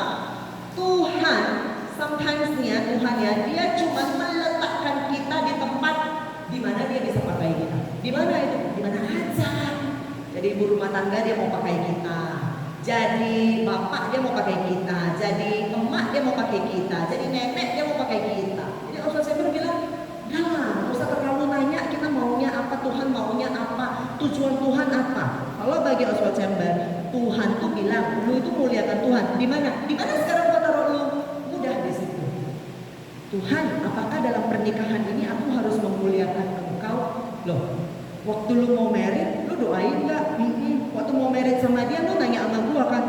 Terus waktu itu lu bilang apa? Gua yakin Tuhan. Terus sekarang waktu lu habis berantem, lu tanya, Tuhan bener nggak? Boleh retur nggak? Ya begitulah cara kerjanya. Gitu. Kalau dulu lu yakin, maka sekarang lu mesti yakin. Sampai mati pun lu tetap yakin. Jadi walaupun penderitaan ini tempatnya, yes. Dan itulah ketika kita di dalam penderitaan tetap menggenapi rencana Tuhan, disitulah kematian Kristus itu jadi nyata. Bahwa dia pun menderita demi menggenapi rencana Bapa. Kenapa Yesus boleh menderita demi menggenapi rencana Bapa? Kenapa kita nggak boleh? Sometimes kita pun harus menderita demi menggenapi rencana Tuhan. Yesus saja boleh dihina demi menggenapi rencana Bapa. Kenapa kita nggak boleh? Yesus saja boleh diolok-olok demi menggenapi rencana Bapa. Kenapa kita nggak boleh diolok-olok? Kadang kan kita ini merasa diri kita lebih tinggi daripada Tuhan. Tuhan diolok, makasih loh Tuhan kau mau diolok demi aku. Giliran kita diolok, Tuhan kenapa dia olok aku? Kayak kita itu lebih tinggi daripada Tuhan. Tuhan nggak apa-apa kalau kita nggak boleh. Nggak kayak gitu. Kayak gitu cara kerjanya Tuhan, begitu ya. Jadi Oswald Chambers itu seperti mau bilang, let him do what he wants. Kalau Tuhan izinkan kamu jadi mama, jadi papa, anak itu nggak akan ada kalau bukan Tuhan yang kasih. Berarti di sana sebagai papa dan sebagai mama, di situ Tuhan mau kamu memuliakan dia. As simple as that. Gitu. Oswald Chambers seolah-olah ngomong kayak gitu, gitu ya. Nah, kadang-kadang ya saudara ya, saya merasa agak khawatir. Jujur ya, kadang saya sering ngomong ini sama anak-anak pemuda saya juga. Saya bilang saya agak khawatir dengan etos kerja orang Kristen zaman sekarang. Kalau menurut saya gitu. Zaman waktu saya masih remaja, next please. Di gereja saya, gereja tempat saya beribadah itu dulu di Medan.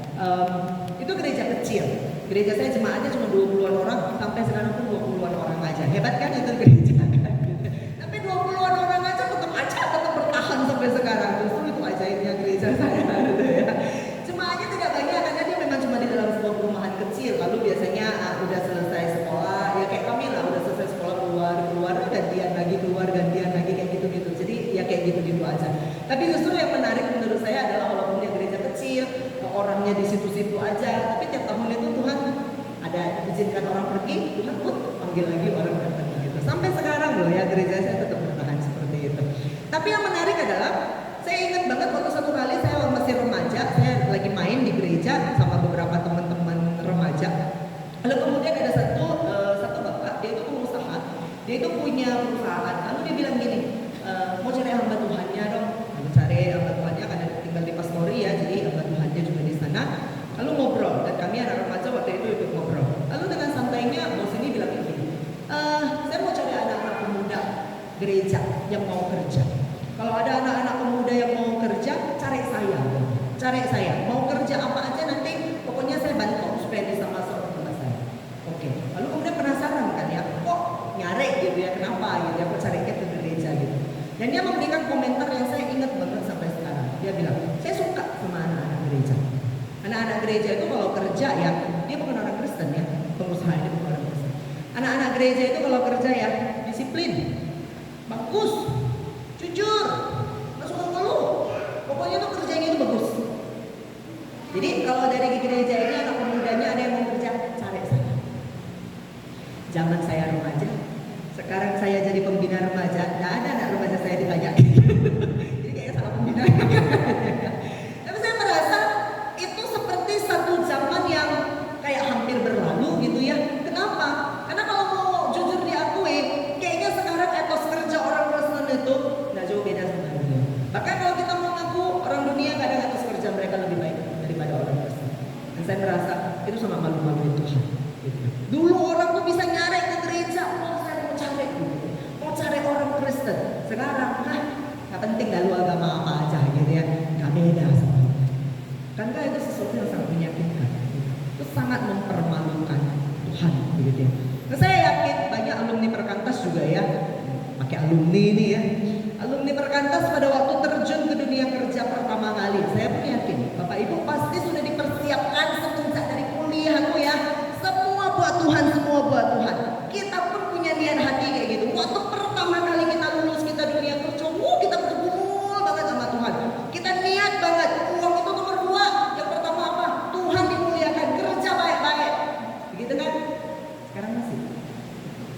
Setelah sekian tahun masih begitu.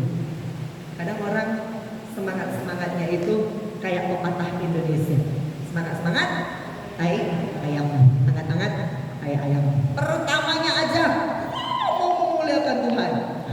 2 bulan, 3 bulan, 4 bulan bisa terjumpai ibunya begitu. Saudara yang pecinta bola, next. Pecinta bola pasti tahu ya kisah ini. Ada pecinta bola? Pecinta bola? Oh, pecinta bola. Tahu kasusnya di Hong Kong? Enggak tahu, tidak cukup pecinta bola. Oh, tahu. Betul. Jadi Lionel Messi waktu itu kan datang ke Hong Kong nih ya. Wah, pecinta bola tuh ya di Hong Kong dia menggila. Oh, Messi main di Hong Kong gitu ya.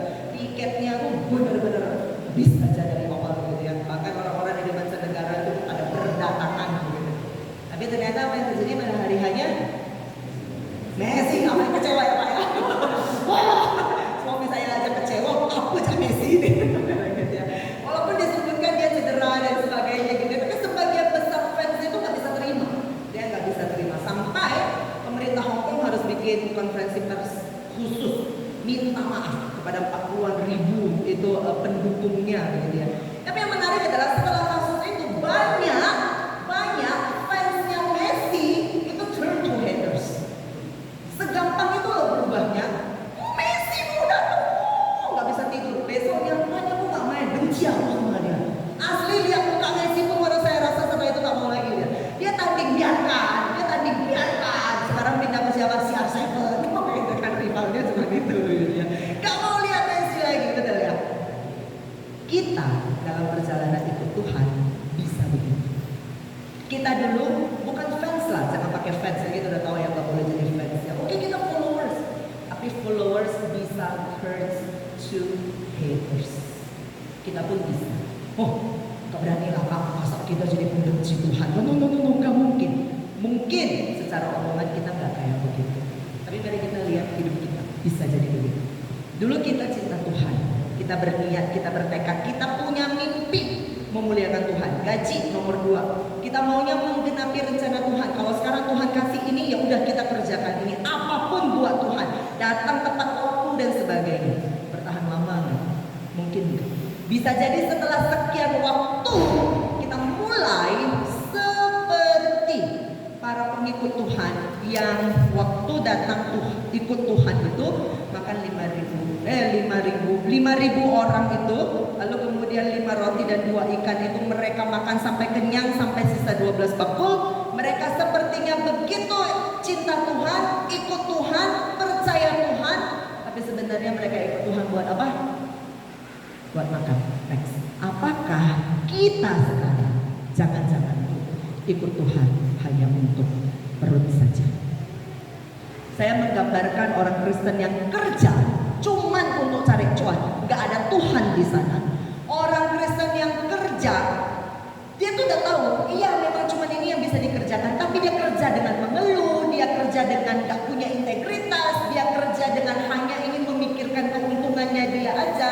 Bagi saya, mereka tidak berbeda dengan orang-orang yang ikut Tuhan pada waktu itu hanya ingin makan 5 roti dan 2 ikan itu saja. Kenyamanan, kerja untuk kenyamanan, kerja supaya bisa bawa mobil, kerja supaya punya tabungan, kerja mau datang tepat waktu nggak apa-apa, mau datang itu kerjanya beres atau enggak beres, pokoknya gua datang. Mau bosnya ngomel atau enggak, pokoknya gua udah kerja, selesai. Gak pernah mikirin kebaikan orang lain. Gak pernah mikir bahwa aku di perusahaan ini itu harusnya mutualisme. Gua kerja baik, perusahaan ini berkembang, gua juga nanti berkembang. Gak pernah. Selalu mikir perusahaan ini gak ngasih gua seperti yang gua mau, gua tinggalin aja. Gak pernah punya konsep untuk kebaikan bersama. Esther, Mordekai, mungkin mereka bukan teladan moral yang sejati, tetapi mereka masih mikirin orang. Kita mikirin orang. Saya agak khawatir dengan orang-orang Kristen yang kerja sekarang hanya mikirin karirnya apa, gajinya berapa, 2 digit gitu. Udah gak punya konsep Tuhan di sana. Bagaimana rencana Tuhan mau digenapi sekali lagi. Untuk hidup sesuai dengan yang Tuhan mau yang ada di depan mata ini aja, kita udah ngeluh duluan. Gimana kita mau dipercayakan perkara besar, perkara kecil aja, kita nggak bisa setia sama Tuhan. Kadang kita mungkin hanya menjalani hidup dari satu siklus ke siklus lain, cuman supaya bertahan hidup. Tapi saya rasa Tuhan tidak menciptakan dan tidak menebus kita untuk sesuatu yang sia-sia seperti itu. Nah, Bapak Ibu, besok nih ya, besok akan merayakan Pentakosta. Kita lihat hari turunnya Roh Kudus. Saya waktu menyiapkan bagian ini terus keinget Pentakosta. Iya ya, harusnya Pentakosta dengan adanya Roh Kudus di dalam diri saya ada sesuatu yang berbeda. Nah, saya berharap kita bisa mulai memandang seperti Esther memandang. Esther hanya melihat sekarang Tuhan kasihnya apa? Ngomong sama raja, dia bilang, gue ngomong, tapi gue bisa mati ini. Ya kalau gue harus mati sekarang, yang penting gue melakukan apa yang Tuhan mau. Gitu. Cara hidup kita sekarang harus begitu. Tuhan kasih kita ngapain nih? Kerja di sini, ya, tapi nggak sesuai banget sama bidang gua. Ya udah sambil kita tunggu dapat bidang yang kita mau, yang Tuhan kasih buka jalan nanti. Tapi setidaknya di sini kerjanya baik-baik dulu. Tuhan kasih tugas apa nih? Merawat suami, merawat anak. Ya udah kerjain. Sampai kapan Kak? Sampai Tuhan ganti. Ya sampai kapan ya sampai seterusnya lah. Kalau waktu kita pasang cincin itu sehidup semati, kok ya sampai mati lah salah satunya, begitu kan ya. Mau sampai kapan ya sampai mati lah. Tapi dalam mengerjakan itu jangan ngeluh. Karena Tuhan sedang melakukan sesuatu yang kita nggak tahu. Kadang kita merasa kebetulannya kayak kesaksian tadi ya, kayaknya kebetulan banget, kayaknya pas banget. Tapi dalam perfect timingnya Tuhan, ketika kita memandang dengan kacamata, oke, apa yang Tuhan mau gua kerjakan sekarang, gua kerjakan aja sebaiknya. Tuhan bisa turn it menjadi sesuatu yang gede. Karena Tuhan kadang-kadang nggak kasih tahu kita ada sesuatu yang gede. Itu mau lihat aja, lu setia nggak sama yang kecil? Kan Tuhan selalu bilang kayak gitu, setia dulu yang kecil, baru Tuhan kasih yang gede. Kadang kita nggak ngerti nih, kita bikin itu kecil banget, tapi ternyata Tuhan mengubahnya jadi gede banget. Kita mesti setia di sana. Yuk mari kita biarkan Roh Kudus bekerja. Di bagian mana selama ini kita mulai ikut Tuhan hanya untuk perut kita saja. Di bagian mana selama ini kita ikut Tuhan hanya untuk kenyamanan kita saja. Mari kita berdoa, Roh Kudus itu benar-benar mengubahkan kita. Jadi saya mau tutup dengan satu pengakuan dosa dan sekaligus doa dari seorang yang bernama Robert Raines di dalam sebuah bukunya Kredit Dunia. Saya bacakan, nanti teman yang moderator silakan bantu yang mengikuti yang saya bacakan. Nah, dia bercerita bahwa dia ini seperti Yakobus dan Yohanes. Ini cerita Yakobus dan Yohanes pada waktu mereka berebut posisi Tuhan, aku mau di sebelah kanan ya, yang mikirin dirinya sendiri itu, yang kayak kita tuh kadang-kadang ya. Nah, dia bilang kayak begini, aku seperti Yakobus dan Yohanes Tuhan. Aku menilai orang lain dari apa yang mereka dapat lakukan untukku. Bagaimana mereka dapat melancarkan programku, mendukung egoku, memenuhi kebutuhanku, memberi keuntungan strategis kepadaku. Intinya kalau mereka baik, aku akan baik sama mereka. Aku memanfaatkan orang seolah-olah demi engkau.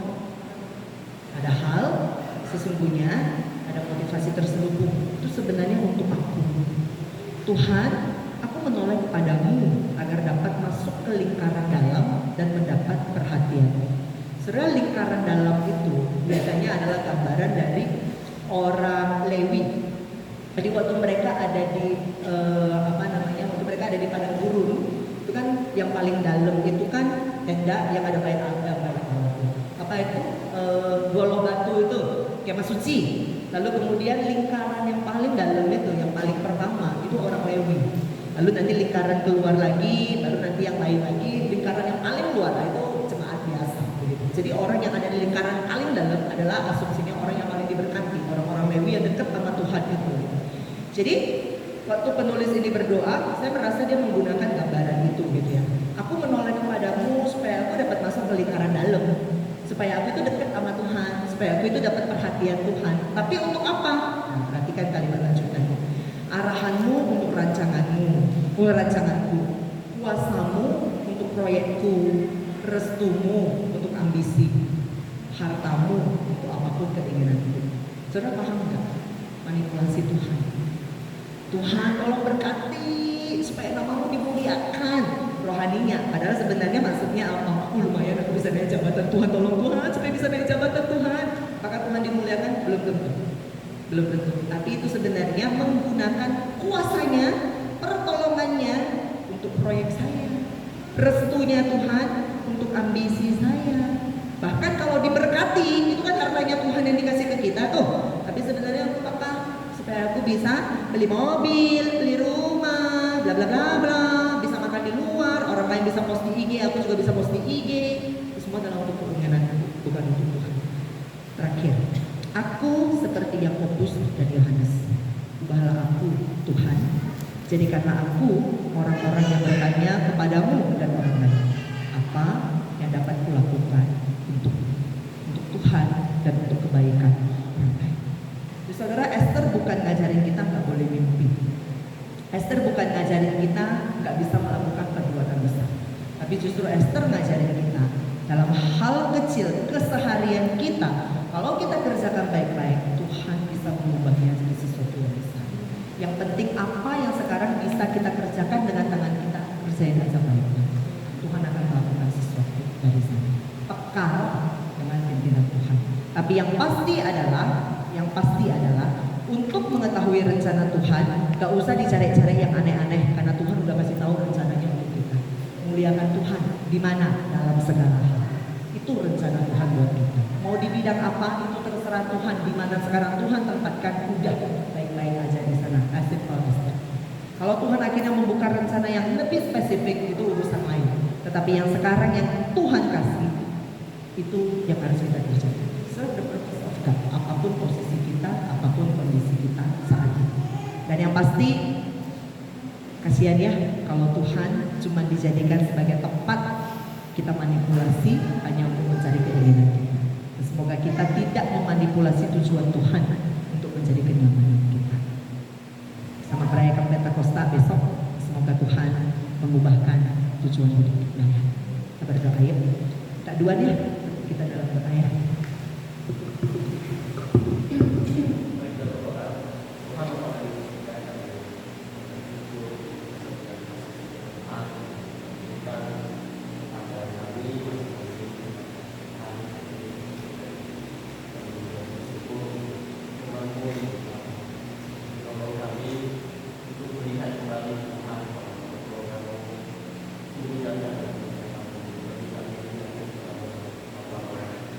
Jangan sampai kami memanipulasi kapal-kapal kepentingan dan kekuasaan.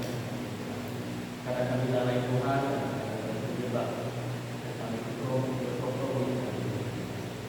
Kami Bapa, kami yang berbesar ini dan bahwa satu-satu hidup kami Engkau kami. Terima kasih. Dan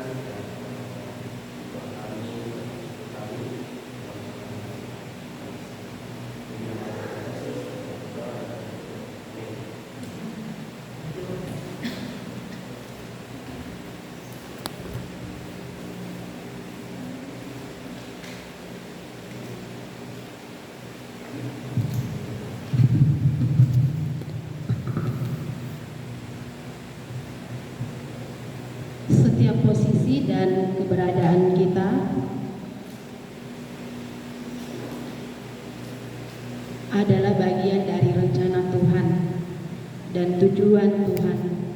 Segala sesuatu tidak ada yang kebetulan. Apapun, dimanapun kita, Tuhan pakai. Dan semuanya itu adalah rencana Tuhan atas hidup kita. Mari kita meresponi firman Tuhan dengan bernyanyi dari BLP 457 bait 1 dan 3. I want to serve the purpose of God.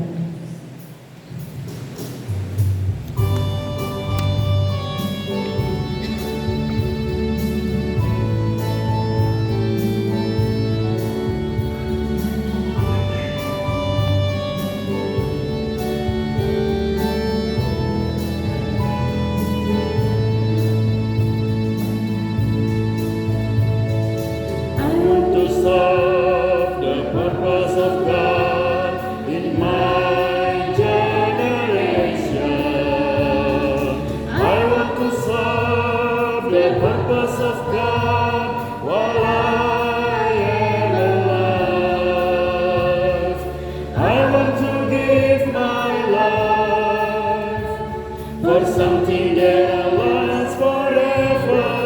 Oh, I'd like to do your will. What is on your heart? Show me what to do. Let me know your will, and I will follow you. What is on your heart? Show me what to do. Let me know your will, and I will follow you. I want to see the kingdom of God in my generation. I want to see the kingdom of God while I am alive. I want to give my life for something that lasts forever. Oh, I'd like to do your will. What is on your heart? Show me what to do. Let me know your will, and I will follow you.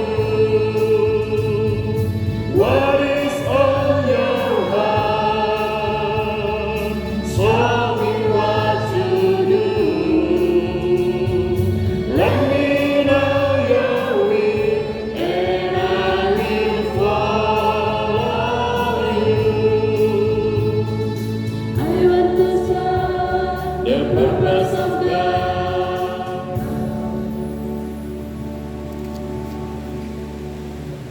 Saat ini kita mengucap syukur kepada Tuhan dengan memberi persembahan kepadanya. Sambil persembahan dijalankan, kita bernyanyi dari BLP 401, Bawa Persembahanmu, ayat 1 sampai 3.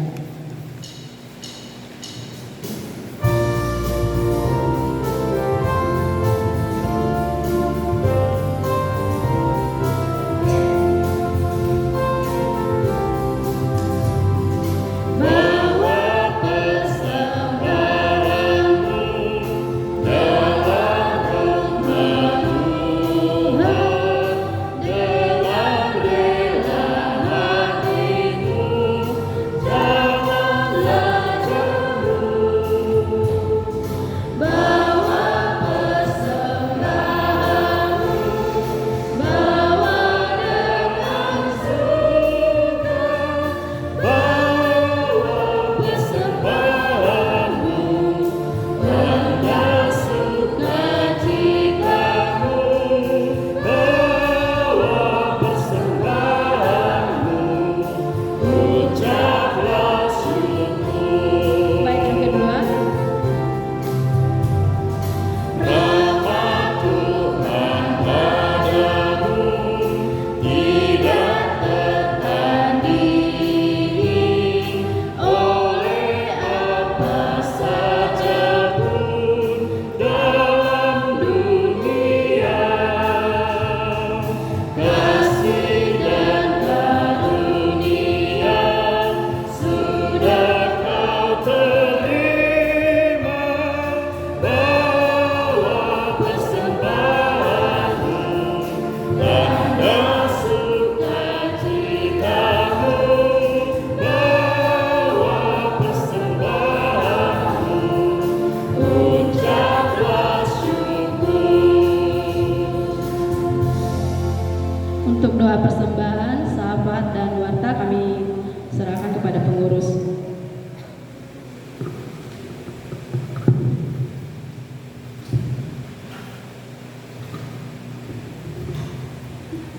Kita berdoa. Tuhan, terima kasih untuk ini. Kami berdoa, Tuhan, untuk layanan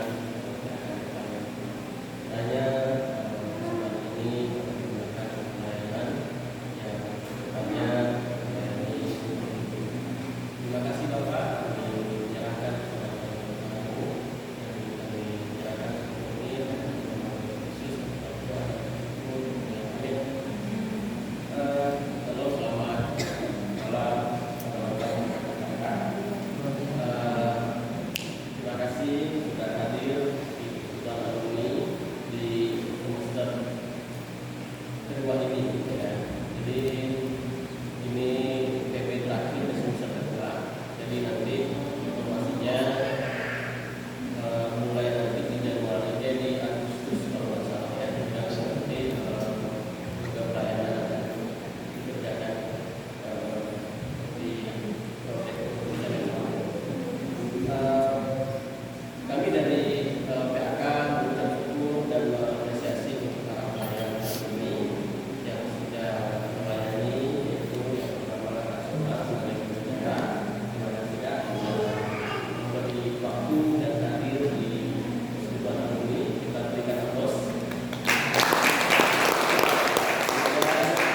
Ada juga Kak Uci sebagai MC dan juga Kak Elizabeth sebagai musik juga berikan aplaus. Jadi kita spesial yang lain ini adalah kami wanita ya. Jadi luar biasa talenta yang berbeda. Kami dari PAK ini memberikan sedikit kenangan apresiasi minta tolong yang memberikan ini minta tolong Yolanda. Silakan ya. Minta dokumentasi seperti biasa. Tolong ada apa? Oke, ya.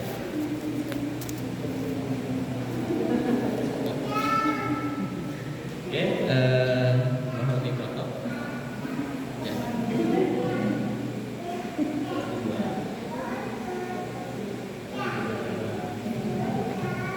Oke, ya. Terima kasih. Kak, kira-kira ada yang mau didoakan untuk kami bisa sama-sama doakan?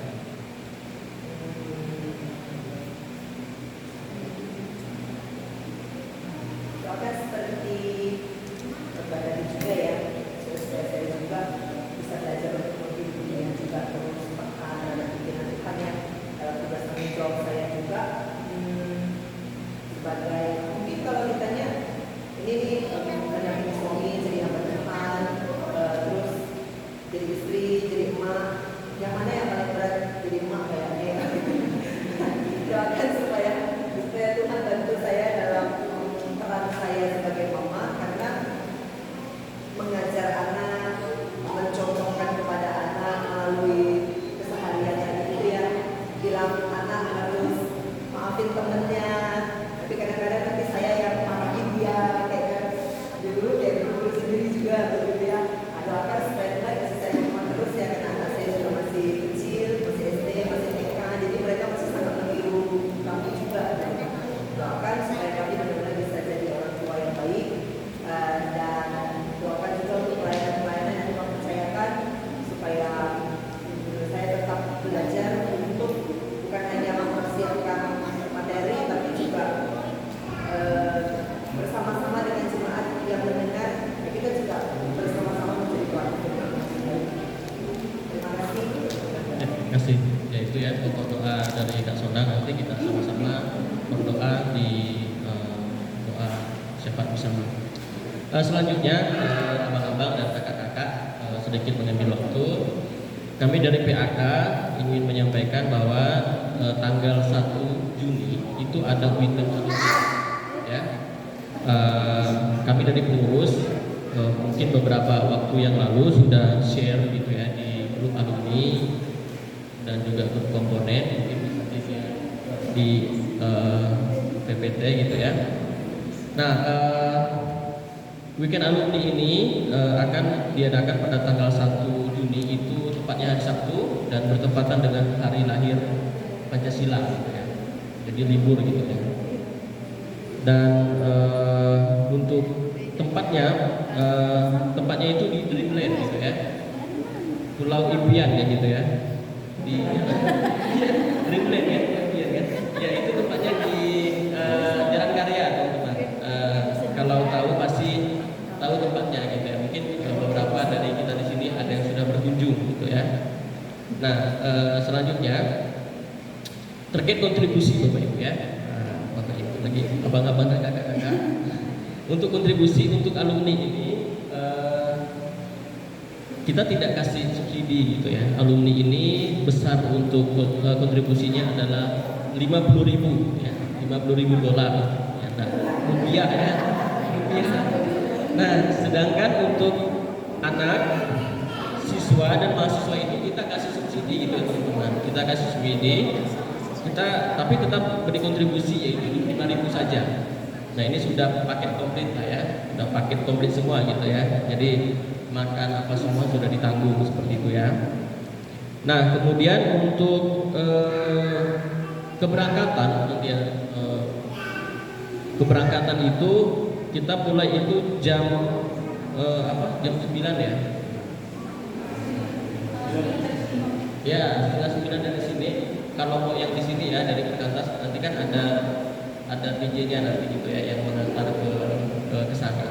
Nah nanti kalau mau dari sini juga boleh. Kemudian kalau mau pakai Google Map juga boleh karena sudah ada gitu ya di Google Map tempatnya ini gitu ya. Jadi menurut saya tidak bingung lah untuk kakak-kakak dan abang-abang untuk mencarinya gitu ya. Nah itu untuk pendaftaran itu ada di link ya, ada linknya mungkin bisa dilihat link situ nanti apa namanya untuk tutup tanggal 25 Mei ya. Tanggal 25 Mei ini tanggal berapa ya? Masih lama gitu ya. Siapa tahu lupa, tapi kami tetap ingatkan gitu ya. Kadang susah ini ya kakak-kakak abang-abang kadang kalau di grup ini kadang suka tenggelam gitu ya, karena banyak grup jadi itulah ya. Nah itu informasinya untuk terkait alumni seperti itu ya. Nah kemudian yang selanjutnya bagi kakak-kakak abang-abang yang masih mungkin ada rekan yang mau ikut di KTP mau masuk dalam kelompok KTP mungkin bisa menghubungi kami pengurus gitu ya. Barusan tadi ada teman angkatan saya PNS ini dia dari USU gitu ya. Dia pas saya posting story ini dia pengen gitu. Dia ada binaan Perkantas juga, Perkantas Medan. Dia udah lama di sini. Suaminya itu mungkin kerja sawit lah gitu ya. Dia pengen gabung kayak gitu, pengen gabung di Perkantas gitu ya. Saya bilang boleh, saya bilang. Terus mau gabung KTP juga boleh. Nanti kami pengurus diskusikan seperti itu. Gitu ya. Nah, terakhir untuk selanjutnya nanti PAK akan ada regenerasi baru gitu ya. Untuk sebagai informasi doakan untuk regenerasi baru kiranya calon pengurus baru nanti dapat memberi diri gitu ya terkait untuk pelayanan selanjutnya. Oke, itu aja informasi yang bisa kami berikan. Selanjutnya kita akan masuk ke pokok doa. Yang pertama kita berdoa untuk pelayanan Perkantas ya, Perkantas secara menyeluruh baik dari siswa mahasiswa maupun alumni gitu ya. Mungkin saya tidak sedetailkan beberapa rinci gitu program memang banyak pelayanan dikerjakan, tapi kita doakan komponen ini kiranya dapat melaksanakan pelayanannya dengan baik gitu ya. Karena memang beberapa ada event yang besar yang akan diikuti oleh teman-teman baik dari siswa kayak KPS, kemudian dari mahasiswa juga yang rencananya ada kegiatan ke Thailand ya. Nah itu gitu ya, nanti doakan semoga dana tercukupi. Kemudian doakan juga untuk PPC dan juga staf kiranya Tuhan berikan kekuatan dalam pelayanan yang Tuhan berikan seperti itu. Yang kedua doakan juga untuk acara weekend alumni yang sekitar 2 minggu lagi ya, seperti itu tanggal 1 nanti kiranya dapat terlaksana dengan baik seperti itu. Yang terakhir kakak-kakak abang-abang kita doakan juga untuk Kak Sondang dalam pelayanannya dan juga doakan juga pelayan tadi Kak kira-kira Kak Elizabeth dan juga Kak Oci ada yang mau didoakan juga?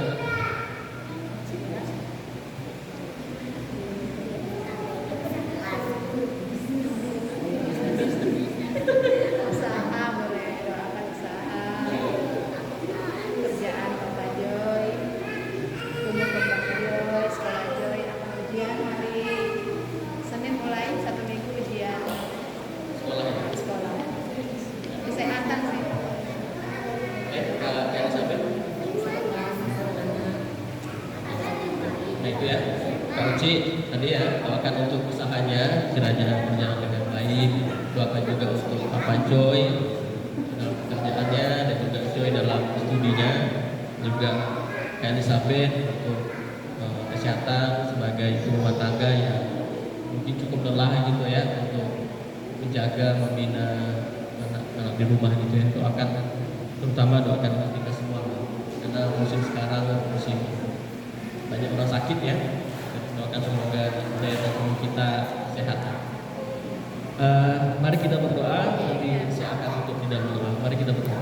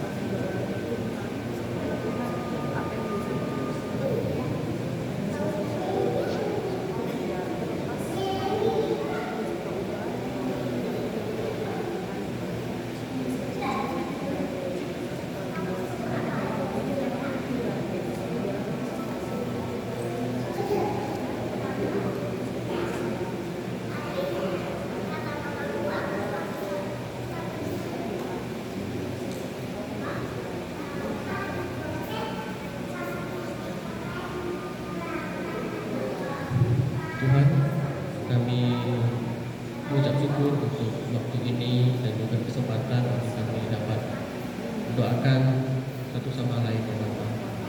Kami bersyukur ketika Engkau memberikan kami kesempatan untuk menaikkan setiap permohonan kami kepada Engkau ya Bapa. Kami telah menaikkan setiap doa kami, permohonan kami dalam tangan Tuhan. Kembali bahwa biarlah kehendak-Mu menjadi Bapa. Doa Tuhan untuk setiap kehidupan kami pribadi dan pribadi, kiranya kami terus memohon kiranya kehidupan kami ini dapat seturut dengan kehendak Tuhan. Ampuni kami Tuhan yang kami kadang lalai dan kadang terus ya Bapa mendukakan hati-Mu dan dosa ya Bapa. Tapi kami ingin percaya Tuhan tolong kami untuk kami terus berusaha untuk hidup sesuai dengan Tuhan. Terima kasih Tuhan, terima kasih Bapa. Inilah doa dan ucapan syukur kami dan serahkan semua tangan-Mu di dalam nama Yesus Kristus, doa dan bersyukur. Amin. Saya serahkan kepada bawah acara.